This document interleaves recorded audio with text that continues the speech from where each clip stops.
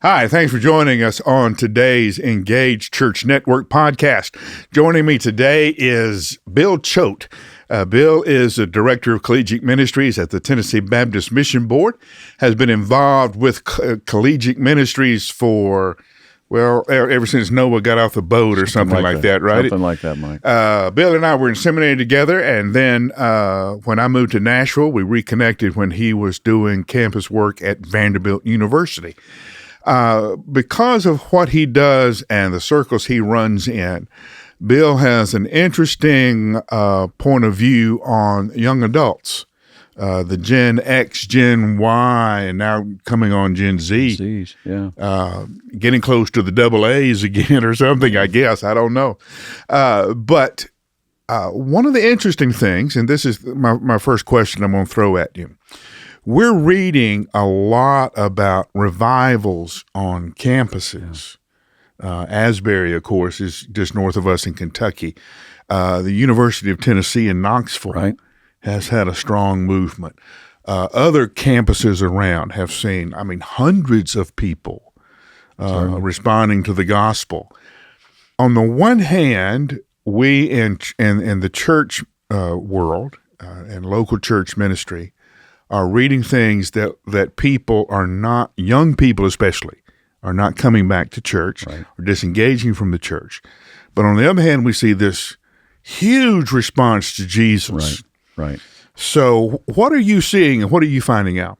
Wow. These are exciting days. Yeah. And we are reading about that. Asbury, Auburn, University of Tennessee, these events that some are, they just seem just to erupt out of the ground. Mm-hmm. Just the Spirit steps in and something happens. Others are a little more, there's a little more planning work goes into them, and students are responding though. They're not ignoring them, and they're showing up, and decisions are being made, and it looks like this transformative experience coming about in these events.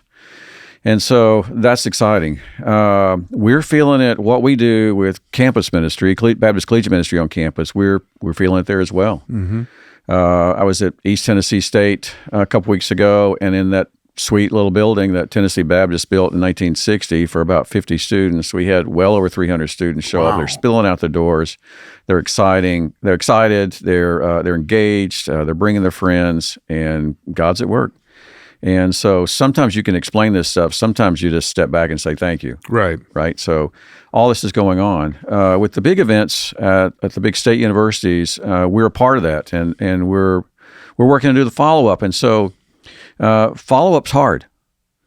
You see this event, and it is real. God's at work there, obviously. And then when you try to follow up as the organization, as the institution, there's a slow response. So I want to think the best of that and think those experiences are real, and students are experiencing God's presence and transformation. But how does the institution, the organization, the church, make the follow up? So that's the challenge today. Yeah, and what I fear is what happened in my life so many times is I would have some kind of transformative engagement with God, but I wouldn't be discipled out of that. Oh yeah, that's the big risk, right? And then you almost get calloused. Sure, you do. Let's go do another experience, and but my life's not going to change, right? And I'm not closer to Christ. I'm not more like Christ. I'm not in a community where I'm growing and discipled and mentored, and that's not happening. And so what we do is more day in, day out with college ministry, and it's amazing what happens when you can have that 3 or 4 years with a young adult. I'm at this point, Mike, where I have 62-year-old alumni. Wow! From Baptist Student Union back in the day. I had breakfast with a friend in North Carolina a few weeks ago who's one of those he's 62. He's a pastor of a church, has been, and he says, hey, you remember when you said such and no, I don't remember when I said such and such in 1986. I don't remember that. But he's still living with the change that came about when he was 18 to 22 years old. Mm-hmm. So what happens is crucial, and so we're trying to build Christian leaders to bring people to Christ and disciple them and grow them and put them in a place where they're ready to really have an impact for the kingdom and the church. Right. So you see a movement, you see an event, and you and I know, like okay, next steps, right? But that's the challenge right now. And I wonder, I'm trying to think, okay, is that about institution? These Gen Zs, their parents were Gen X, and they didn't have any respect for institutions generally. Right. And so many of these young adults, they didn't grow up in church. They didn't see their parents in church. And they've been told institutions, governments, all government's bad. All churches are bad. All the scandals we've had in churches across the board for the last 15, 20 years, they've grown up in that. Yeah, they take their toll. Sure it does.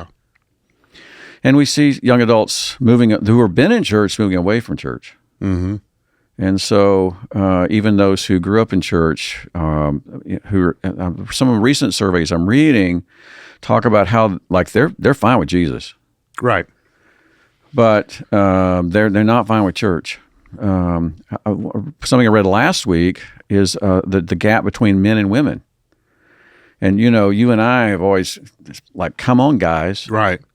And it's kind of flipping. It's switched. It's flipping a little bit. So the Gen Z women are more likely today to leave church than the young men.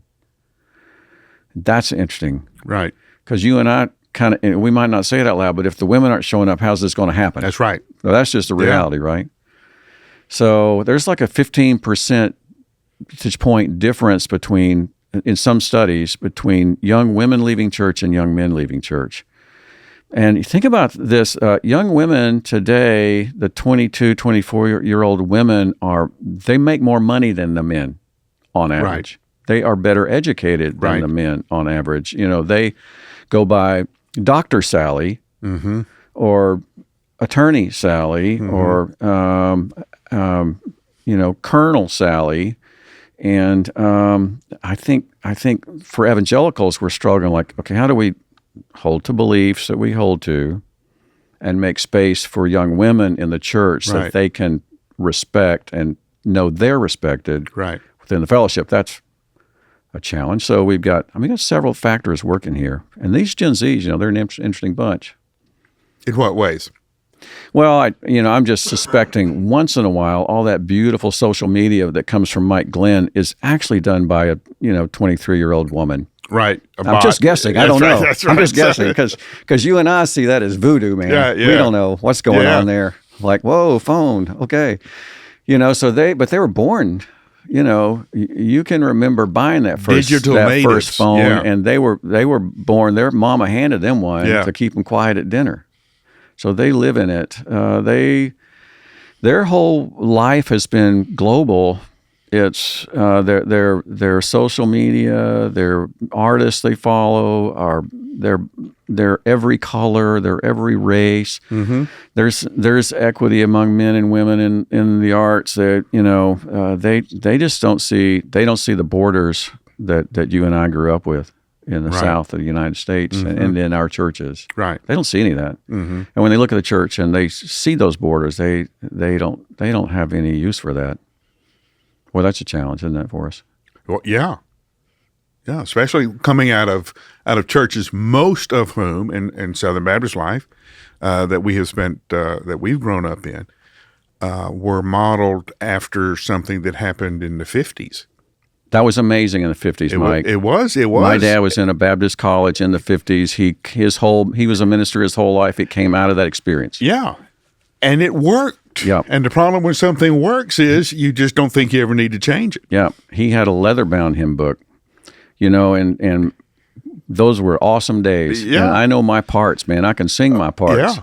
You? Yeah. Sing your parts. Sure. But, when you say that in a group of 20-year-olds, they don't know what in the world you're talking about. The idea that you'd actually look at a page that had the notes on it. No. It's like shape notes to them. Yeah. Same kind of stuff. Edit that out. Nobody know what that is. Okay. Say what do we do? I'm the pastor of an average Southern Baptist church. What do I need to be mindful of? Yeah. Well, as I'm doing the ministry to young adults. Yeah, I love that question because some of this is not complicated. It's a different world. So there are really two lenses. I think about because I've worked with college students for a long time, and there are really two lenses. One lens is this generational lens. Who is this generation? They've been shaped by particular things that makes them who they are. That's the reality. There's another lens, and it's what I'll talk about, the developmental lens. Every 18-year-old is an 18-year-old. Right. And they're all grappling with the same questions 18-year-olds dealt with, 100 years ago in one way or another, in that they're asking the question like, who am I? Whose am I? Mm-hmm. Who will I be? With whom will I be? It's the same questions you and I asked when we were in college, 180 years ago. So if that church will think about like, let's start there. They're dealing with these questions. With whom will I do it? Like they're looking for a mate eventually, but they're looking for friends. They're looking for community. You just have to pay a little attention to a young adult. Mm-hmm. They may not have had a lot of attention as a child. They may have been a single family home. That's very likely today. Right. They probably didn't grow up in church. Their parents didn't join the bowling league. They didn't grow up in connected communities. Their mom was afraid for them to get out of the house and play with the neighbors. You've probably read Anxious Generations by Haidt just recently. Right, yeah. So they don't have this community, but they're looking for it. Mm-hmm. Every 18, 19-year-olds, there's got to be a world out here I can connect with. So church leaders have got to pay attention. I've been watching Forest Hills down the street here. It's a great church. They've Forest Hills Baptist Church. They have seen a real resurgence in their college ministry. Right. It's not rocket science. You can say, well, they changed their worship style and they have a 11 o'clock worship that's more contemporary, and that's true. But I don't think that's really the secret sauce. The secret sauce is they have adult lay leaders who pay attention to college students. Mm-hmm.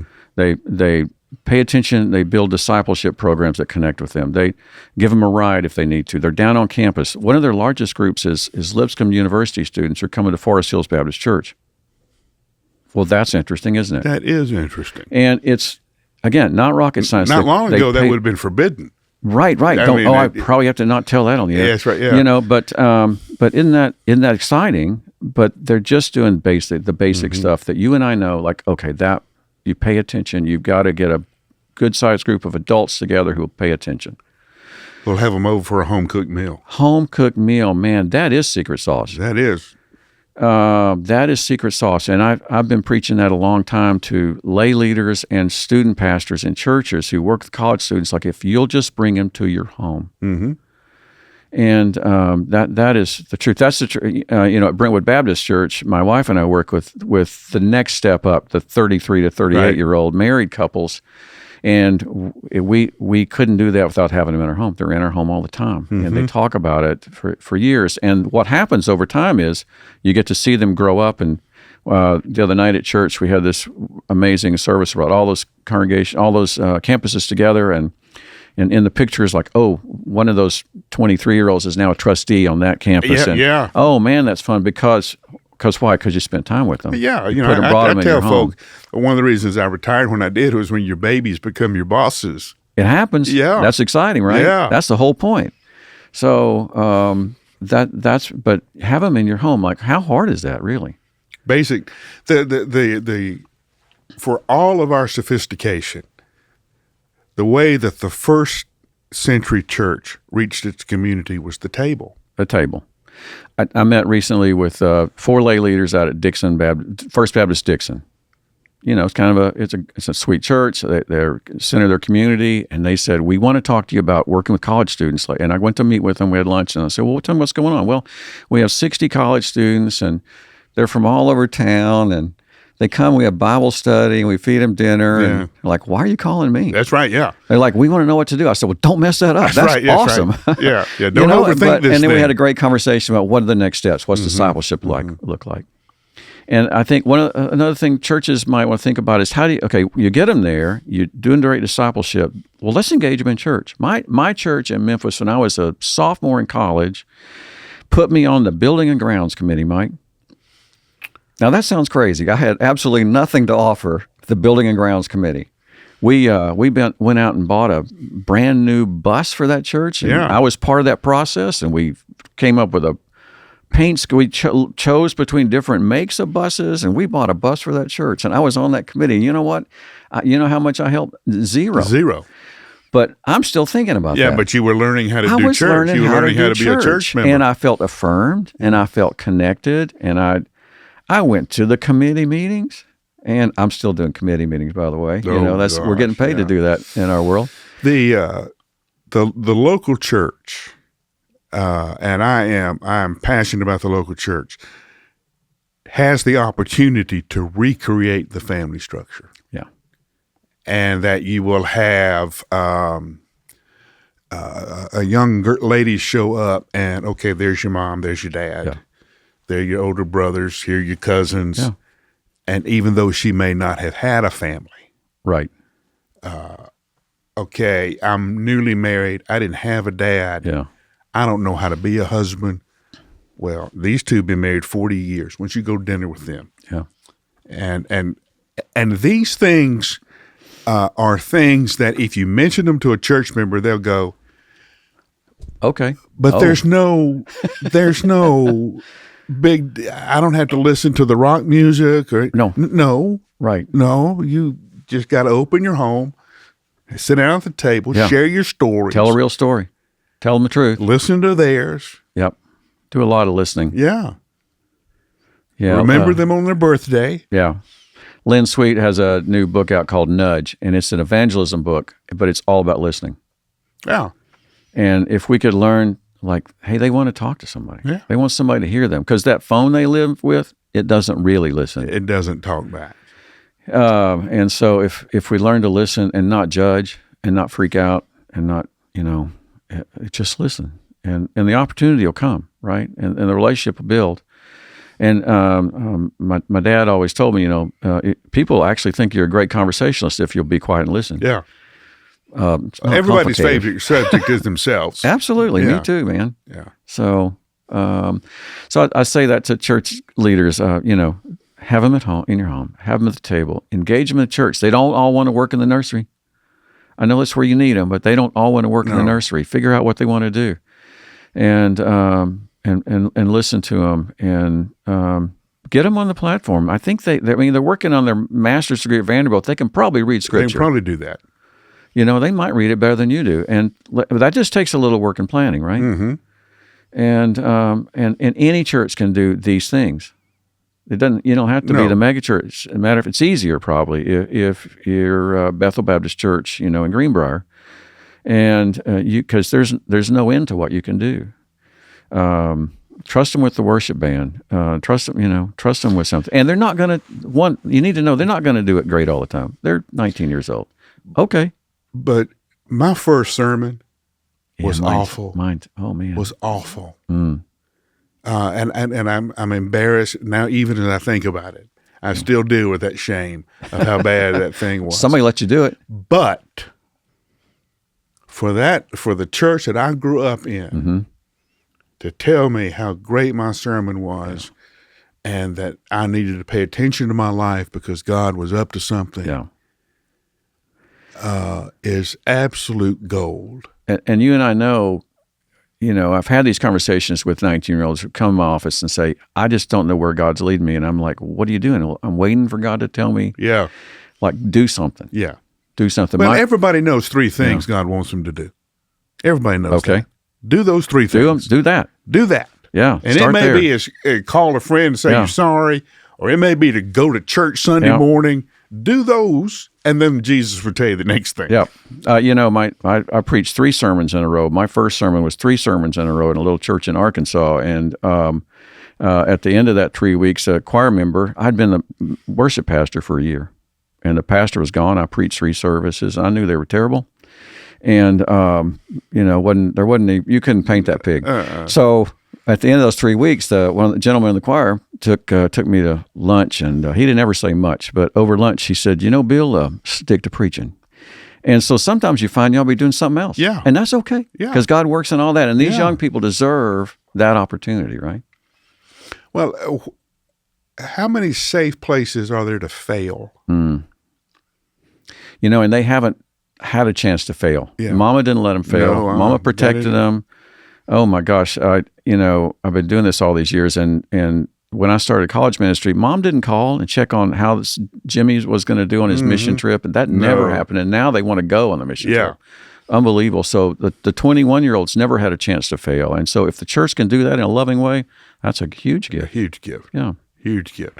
All right, give me a handful. 1, 2, 3 things. Local church, young adult ministry. Yeah. Do these things. Pray about these things. Yeah. What? Yeah. Go where young people are, and go, and then next week go again, and then go again, and keep going. Wherever they are, you go. You find how you can serve that situation, that mission, that opportunity. Go take donuts every week. Wherever young people are, if you want to reach them, go there. And they'll get to know you, and then you can invite them. Yeah. Wear their shirt. Don't wear your church shirt. Yeah. Be a part of who they are, and then you can invite them. So go where they are. When they come, pay attention. Ask, what do you need? What do you feel here? What's going to serve you? Listen to what they're bringing you, and welcome into your world in a real way. The home, the table, welcome into your world, and trust that God will work through that. Just sit in that, do that, keep doing that. And you're like, well, they don't come often. You know what? If a college student comes, think of it when they come to your church in a semester. They come once and visit, and then they visit 6 more churches. Then they come back and visit, and then they come 2 weeks in a row, and then they go to the ball game one weekend, mom one weekend, Thanksgiving one weekend, then they come back again. Now it's Christmas. They've been 3 times to your church. They think they're deacons. That's right. They think they're the president of your organization. So you got to accept what they give you, because that's who they are. That's what they're doing. So see it for what it is. Like, if they're coming, that's a big deal. Right. Yeah. They've made a lot of choices to get. They have made a lot of choices. Yeah, and we need to respect that. Yeah, absolutely. I'm glad this guy joined us. He's Bill Choate. He is the director of the Collegiate Ministries at the Tennessee Baptist Mission Board. I'm Mike Glenn, and I am the president of the Engaged Church Network, and this is our podcast. Thanks for being part of it.